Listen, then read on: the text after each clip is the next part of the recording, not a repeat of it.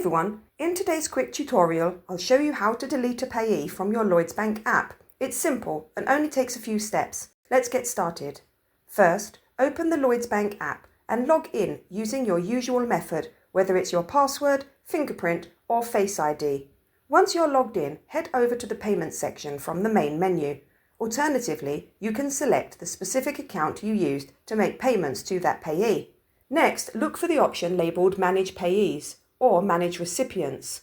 The wording might be a bit different depending on your app version. Here, you'll see a list of all your saved payees. Find the one you want to delete and tap the delete icon next to their name, usually a trash can or an X.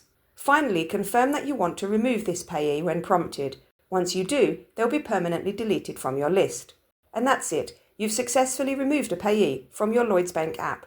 If this video helped, don't forget to like and subscribe for more easy banking tips. Thanks for watching.